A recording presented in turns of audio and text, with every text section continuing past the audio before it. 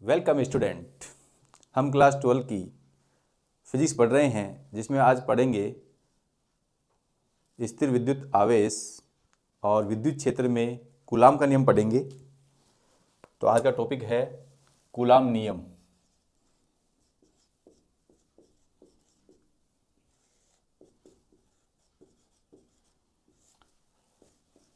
Law of Coulomb.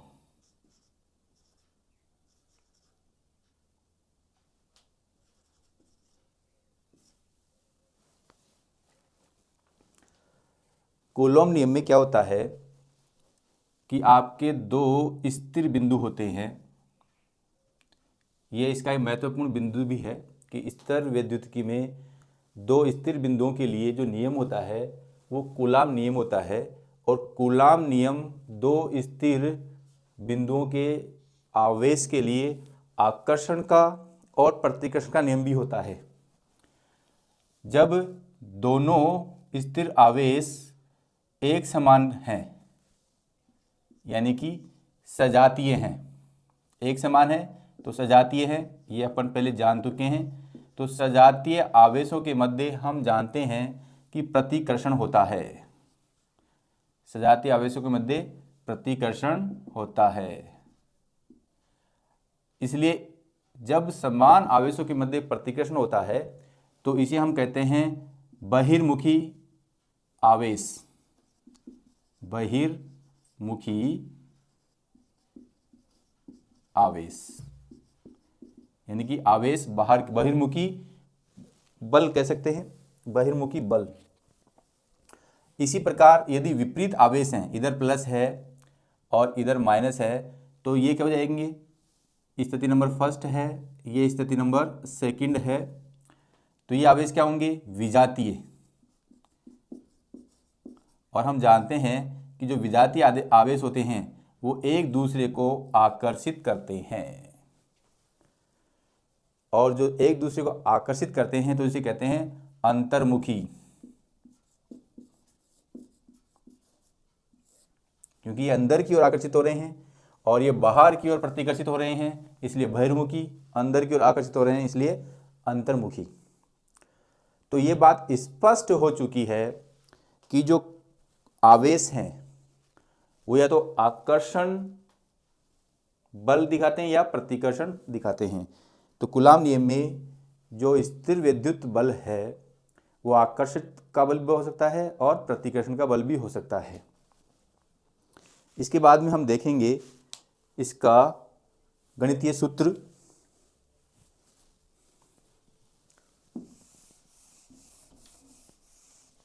माना कि ये आपका आवेश Q1 है और ये आवेश Q2 है, जिनके मध्य दूरी R1 है, या मान लो मध्य दूरी R है। तो जो कूलाम नियम ये कहता है कि किन्हीं दो आवेशों के मध्य बल है, चाहे वो आकर्षण का बल हो चाहे वो प्रतिकर्षण का बल हो, उन दोनों आवेशों के गुणनफल के समानुपाती होता है और उनके मध्य दूरी के वर्ग के व्युत्क्रमानुपाती होता है। तो हम लिखेंगे आवेश Q1 व Q2 के मध्य बल आवेशों के गुणनफल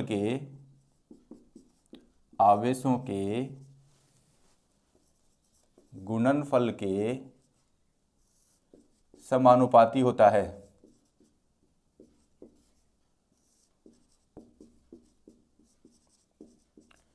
जिसे हम गणित में लिख सकते हैं कि F direct proportional to Q1 Q2। ये आपका हो गया समीकरण नंबर 1। दूसरा है आवेश Q1 और Q2 के मध्य लगने वाला बल उनके मध्य दूरी के वर्ग के व्युत्क्रमानुपाती होता है। आवेश Q1 व Q2 के मध्य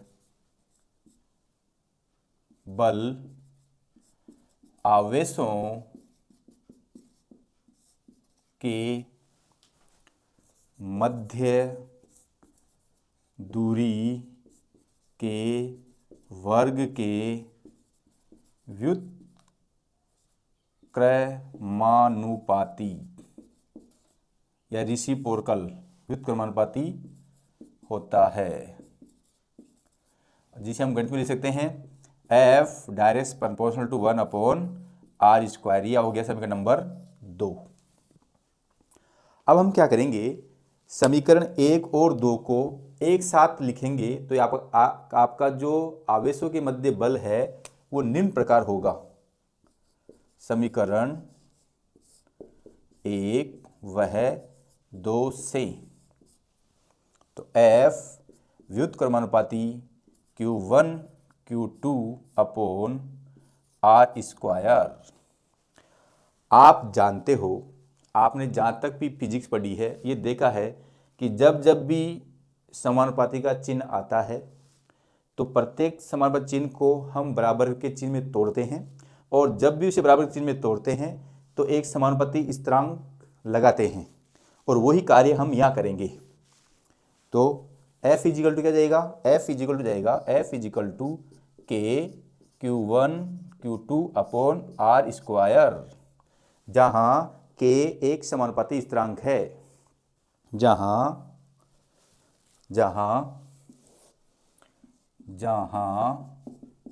K एक समानुपाती स्थिरांक है, नियतांक है, अपन कुछ भी लिख सकते हैं, जिसे नियतांक कहते हैं।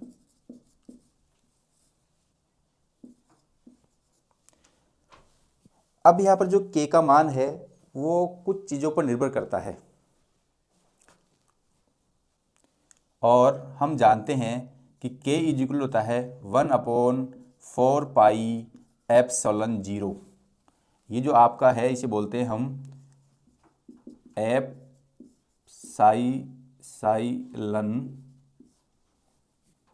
नॉट।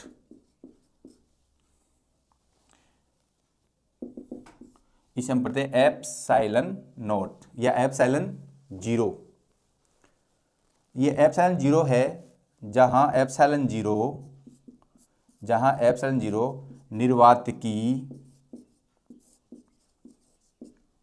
विद्युतशीलता है,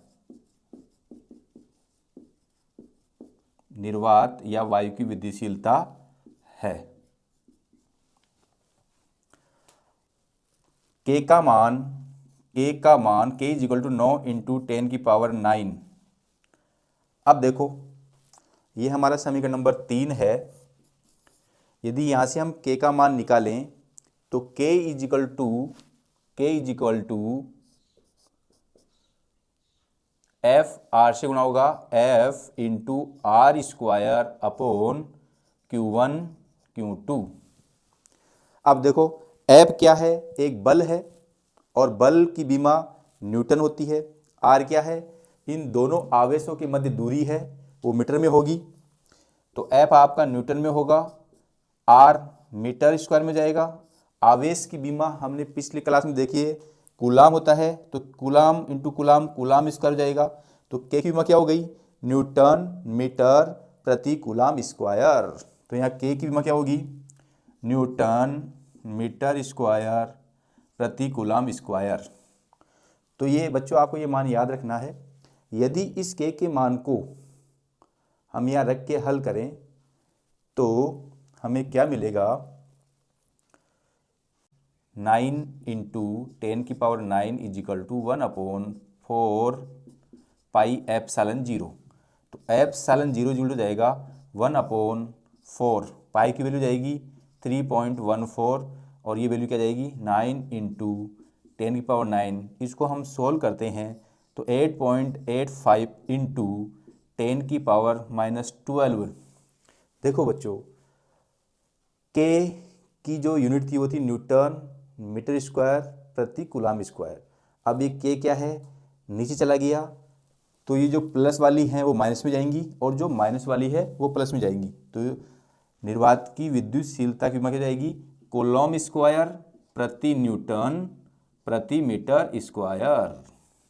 ये आपके निर्वात की विद्युतशीलता का मान आ गया, जो आप डायरेक्ट याद रख सकते हैं या फिर सोल्व करके निकाल सकते हैं। ये जो निर्वात की विद्युतशीलता है ये कई बातों पर निर्भर करती है। यहाँ जो K है वो कई पर निर्भर करता है। पहला इसकी यूनिट पर निर्भरता है, यूनिट अपन ने निर्भरता देखी इसकी। दूसरी है माध्यम पर निर्भरता। अब आप इसका स्क्रीनशॉट ले सकते हैं। फिर नेक्स्ट पढ़ेंगे माध्यम पर निर्भरता।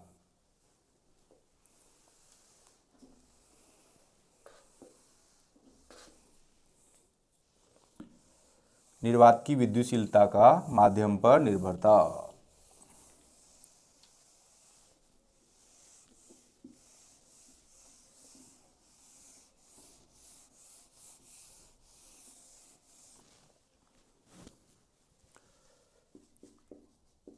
निर्वात की विद्युतशीलता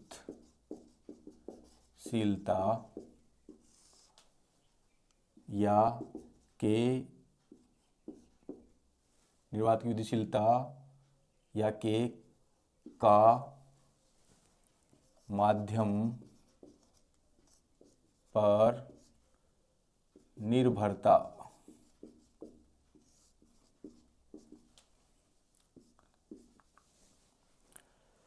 निर्वात की विद्युतशीलता का माध्यम पर निर्भरता।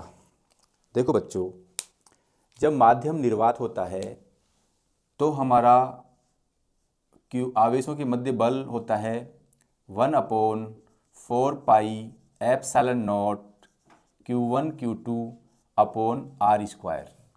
ये बल तब है जब माध्यम निर्वात है। अब देखो, जब उन दो बलों के मध्य जो बल Q1 और बल Q2 हैं, यदि इनके मध्य यदि हम कोई माध्यम लगा दें, तब इन बलों के मध्य, इन आवेशों के मध्य लगने वाला आकर्षण या प्रतिकर्षण बल निम्न होगा। यदि आवेशों के मध्य माध्यम हो तो आकर्षण, देखो ये बात बार बार कह रहा हूं, जो कूलाम बल होता है वो आकर्षण और प्रतिकर्षण का बल होता है। यदि आवेशों के मध्य माध्यम हो तो आकर्षण या प्रतिकर्षण बल निम्न होगा।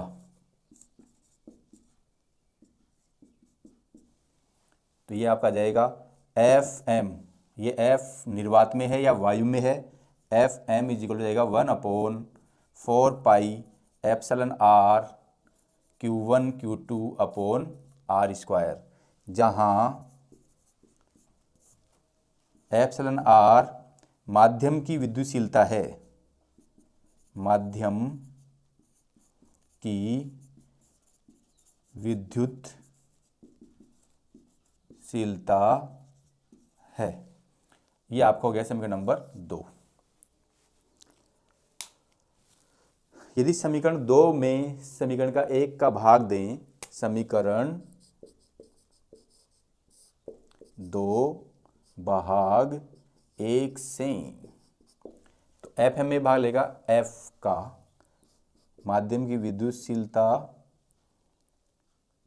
के लिए आकर्षण प्रतिकर्षण बल और निर्वात के लिए आकर्षण एवं प्रतिकर्षण बल बराबर Fm, ये वैल्यू ऐसे कैसे आएगी 1/4 pi epsilon R Q1 Q2 upon R square. अब देखो ऐप क्या अपोन में है और ये ऐप का जो मान है अपोन में होने की वजह, अपोन वाली राशि अंश में आएगी, हर वाली राशि अंश में आएगी और अंश वाली राशि हर में आएगी। तो ये into 4 pi epsilon 0 Q1 Q2 upon epsilon R into R square upon Q1 Q2। देखो ये Q1 Q2 से Q1 Q2 कैंसिल हो जाएगा, आर स्क्वायर से आर स्क्वायर कैंसिल हो जाएगा, 4 पाई से 4 पाई कैंसिल हो जाएगा, तो हमें क्या बचेगा, F M upon F is equal to epsilon 0 upon epsilon R. यदि इस चीज़ को मैं ऐसे लिखना चाहूँ कि एफ अपॉन एफ एम बराबर एप्सलन आर अपॉन एप्सलन 0,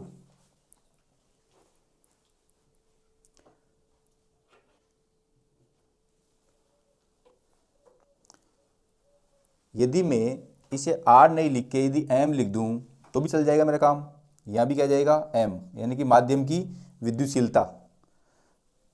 ये आपकी एफ एम क्या जाएगी, माध्यम की विद्युतशीलता। यहाँ पर भी क्या जाएगी, माध्यम की विद्युतशीलता। तो यहाँ पर भी क्या जाएगी, माध्यम की विद्युतशीलता।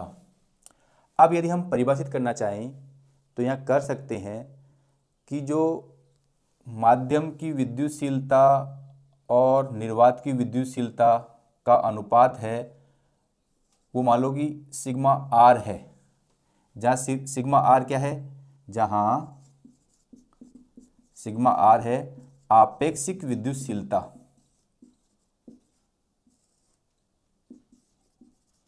विद्युतशीलता। तो आपका F upon F M is equal to epsilon R. अब देखो, यदि हम इस सूत्र से आपेक्षिक विद्युतशीलता को परिभाषित करना चाहें तो हम कह सकते हैं यदि दो आवेश जो समान दूरी पर स्थित हैं उनके मध्य बल और उनके बीच में माध्यम रखने पर उन्हीं आवेशों के मध्य बल का जो अनुपात होता है वही आपेक्षिक विद्युतशीलता होता है। एफ क्या है, दो आवेशों के मध्य बल, एफ एम क्या है, माध्यम रखने पर उन्हीं दो आवेशों के मध्य बल, यानी कि निर्वात में दोनों आवेशों के मध्य बल और माध्यम रखने पर दोनों आवेशों के मध्य बल का अनुपात जो होता है वही क्या होता है, आपेक्षिक विद्युतशीलता होती है।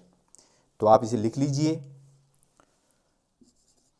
दो आवेशों के मध्य निर्वात या वायु में बल तथा उन्हीं आवेशों के मध्य उन्हीं आवेशों के मध्य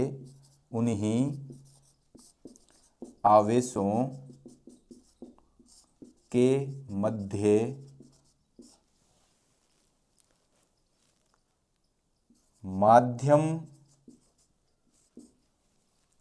में बलों का बल, यानी कि दो आवेशों के मध्य निर्वात में बल तथा उन्हीं आवेशों के मध्य माध्यम में बल का अनुपात को आपेक्षिक विद्युतशीलता कहते हैं।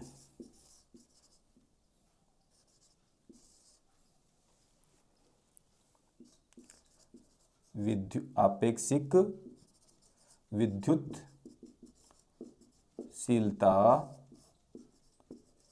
कहते हैं। तो आपेक्षिक विद्युतशीलता का जो सूत्र आया वो क्या आया, F R is equal to F M upon epsilon 0। तो एफ एम इज क्या होगा, एफ आर प्लस एप्सिलॉन 0।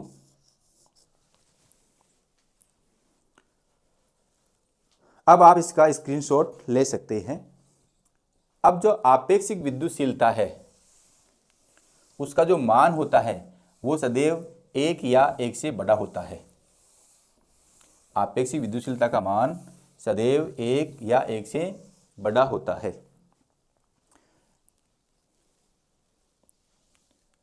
आपेक्षिक विद्युतशीलता गर्दन इक्वल टू 1 या एप्सिलॉन आर गर्दन इक्वल टू 1 या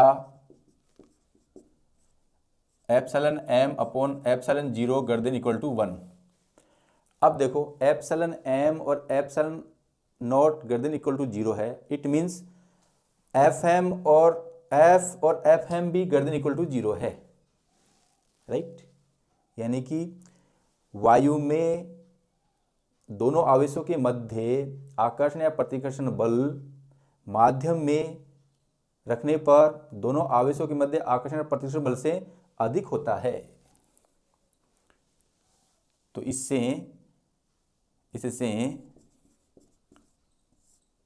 हम कह सकते हैं कि F अपॉन एफ एम गर्दन इक्वल टू 1, अर्थात F गर्दन इक्वल टू एफ एम। तो इससे क्या निष्कर्ष निकलता है, निर्वात या वायु में दोनों आवेशों के मध्य लगने वाला बल उन दोनों आवेशों के मध्य उतनी ही दूरी पर होते हुए माध्यम रखें तो माध्यम रखने पर उनके मध्य लगने वाला बल बिना माध्यम पर लगने वाले बल से सदैव कम होता है। तो यह पॉइंट ऑफ रिमेंबर है, आप इसे याद रख सकते हैं। और आपको मैंने ये बता दिया है कि आपेक्षिक विद्युतशीलता का मान या तो 1 होता है या 1 से बड़ा होता है। कभी भी 0 या -10 इस प्रकार के मान आपेक्षिक विद्युतशीलता के आपको नहीं मिलेंगे। यदि ऐसे आते हैं तो आप ऑब्जेक्टिव क्वेश्चन में उन्हें नकार सकते हैं कि आपेक्षिक विद्युतशीलता का मान 0 या ऋणात्मक नहीं होता है। तो ये आपका 1 नंबर ऑब्जेक्टिव क्वेश्चन हो सकता है इस प्रकार का। अब कुछ पदार्थों के लिए आपेक्षिक विद्युतशीलता के मान होते हैं, जैसे जल के लिए आपेक्षिक विद्युतशीलता, जल के लिए आपेक्षिक विद्युतशीलता का मान ये आपका होता है लगभग 81। देखो आपने देखा जो आपेक्षिक विद्युतशीलता है वो माध्यम की विद्युतशीलता और निर्वात की विद्युतशीलता का अनुपात है। तो माध्यम की आपेक्षिक विद्युतशीलता इकाई रहित होती है। तो जल की लिए आपेक्षिक विद्युतशीलता का मान कितना है, 81। इसी प्रकार धातुओं के लिए निर्वात की विद्युतशीलता का मान अनंत होता है। अब देखो निर्वात की विद्युतशीलता का मान या वायु की विद्युतशीलता का मान 1 होता है। वायु के लिए आपेक्षिक विद्युतशीलता का मान कितना होता है, 1 होता है। तो ये कुछ पॉइंट ऑफ रिमेंबर है, इनको आप याद रखें, अपने आंकिक प्रश्न या ऑब्जेक्टिव प्रश्नों को आप हल कर सकते हैं। अब जो के बारे में एक चीज़ बती हुई है, हमने माध्यम पर निर्भरता पढ़ी और इस प्रकार के हमने पॉइंट देखे। अब एक आती है के की विमा।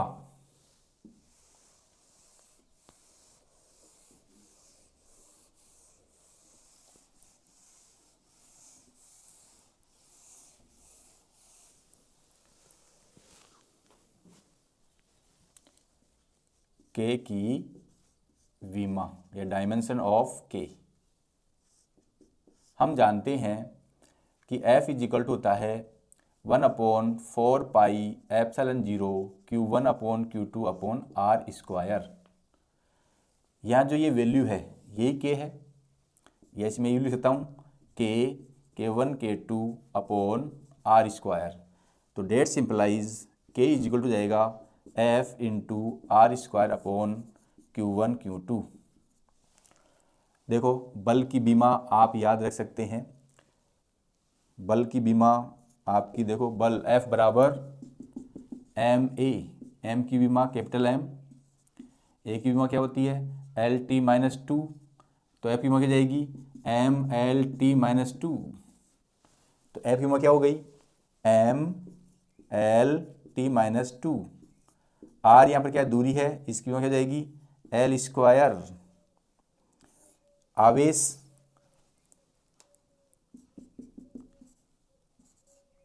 किसी परिपथ में आवेश के प्रवाह की दर को धारा कहते हैं। ये हम जानते हैं, किसी परिपथ में आवेश के प्रवाह की दर को धारा कहते हैं। तो यहाँ से आवेश क्या जाएगा, आई टी। आई एम्पियर में होता है और टी सेकंड में होता है। तो यहाँ पर आवेश 2 हैं, तो यहाँ पर ए टी और ए टी आपके 2 बार आ जाएंगे। अब इनको मिला के हम लिखें तो एम ऊपर और नीचे देखें तो एम एक बार ही है, एल यहाँ पर एक बार है, यहाँ पर 2 बार है। जब आधार समान हो तो घातें जुड़ जाती हैं, तो L1 + 2। अब देखो यह T1 और T1 यहाँ है, तो ये ऊपर जाके होंगे -T2 पहले था, -T1 हो जाएगा, और ये ऊपर जाके जाएगा A-2।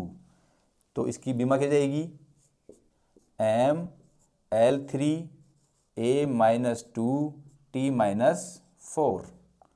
ये क्या हो गई, के की विमा।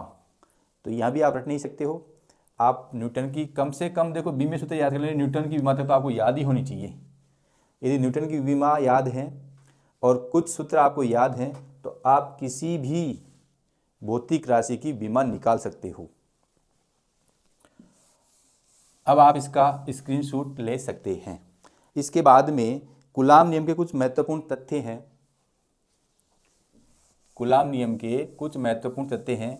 देखो कूलाम नियम, ये बात स्पष्ट हो चुकी है कि जो कूलाम नियम होता है वो एक तो आकर्षण या प्रतिकर्षण बल होता है। कूलाम नियम के तथ्य,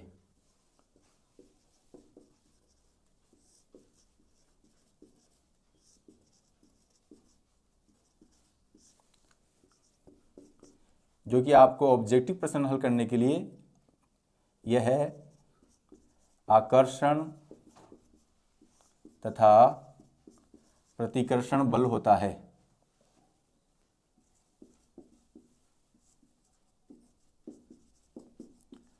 दूसरा है कूलाम नियम न्यूटन की गति के तृतीय नियम पर,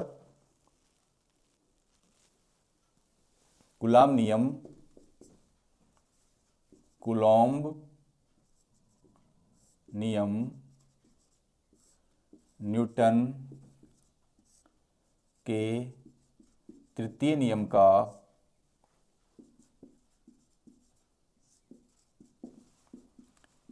पालन करता है। और थर्ड टॉपिक है आपका कूलाम नियम न्यूटन के तृतीय गति के नियम का पालन करता है। कूलाम नियम केंद्रीय बलों को व्यक्त करता है। यह है केंद्रीय बलों को व्यक्त करता है। देखो पहला आपका हुआ ये आकर्षण तथा प्रतिकर्षण बल है। दूसरा आपका हुआ कूलाम नियम न्यूटन के तृतीय नियम का पालन करता है, ये ऑब्जेक्टिव नंबर क्वेश्चन आ सकता है। और तीसरा है ये केंद्रीय बलों को व्यक्त करता है। जो चौथा है कूलाम नियम का स्थिर विद्युत्की में जो महत्व है वो महत्व उतना ही है जितना गुरुत्वाकर्षण भौतिकी में गुरुत्वाकर्षण का होता है। कूलाम नियम का स्थिर विद्युत्की में उतना ही महत्व है जितना गुरुत्वाकर्षण में न्यूटन का होता है। तो ये आप 3 बातें याद रख के इसके मान को निकाल सकते हैं। अब इसके बाद में जो नेक्स्ट है वो है कूलाम नियम का सदिश निरूपण। कूलाम नियम का सदिश निरूपण, कई बार ये प्रश्न भी पूछ लेता है कूलाम नियम का सदिश, कूलॉम नियम का सदिश निरूपण।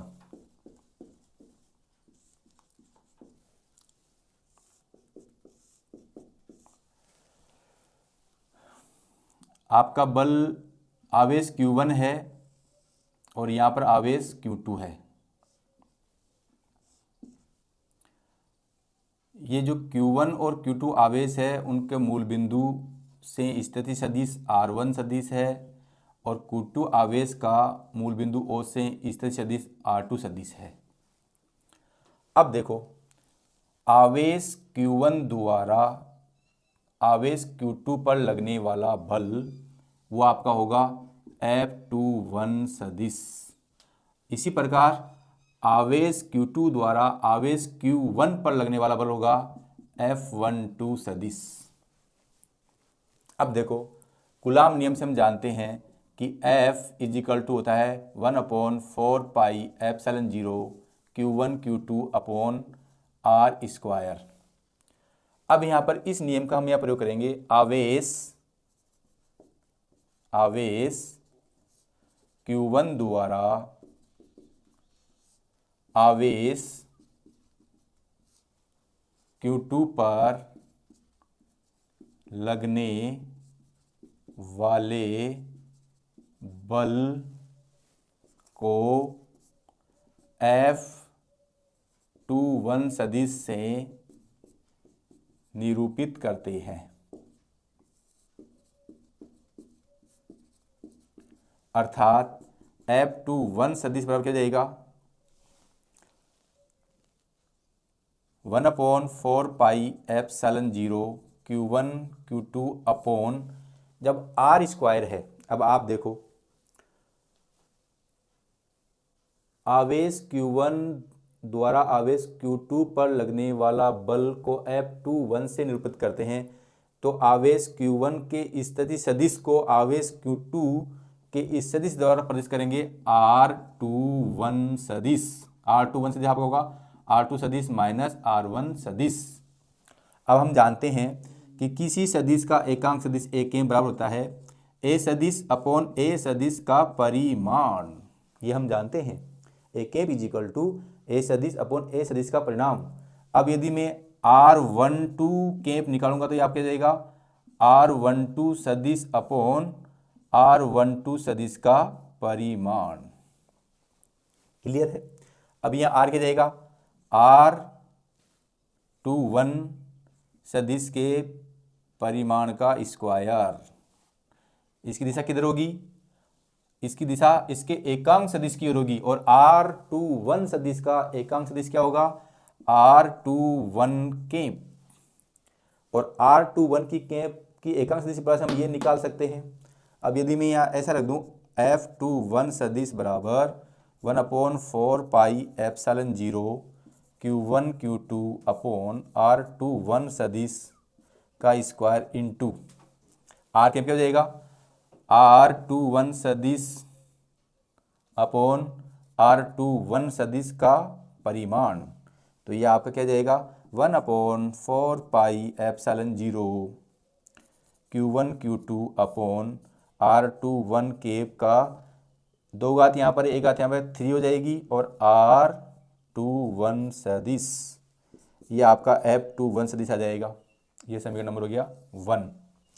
देखो, इसी प्रकार यदि हम देखें आवेश Q1 द्वारा आवेश Q2 पर लगने वाला बल है F21 सदिश और जिसने हमने कूलाम नियम के प्रयोग करके F12 सदिश प्रकार निकाला। इसी प्रकार आवेश Q2 द्वारा आवेश Q1 पर लगने वाला बल F21 सदिश है।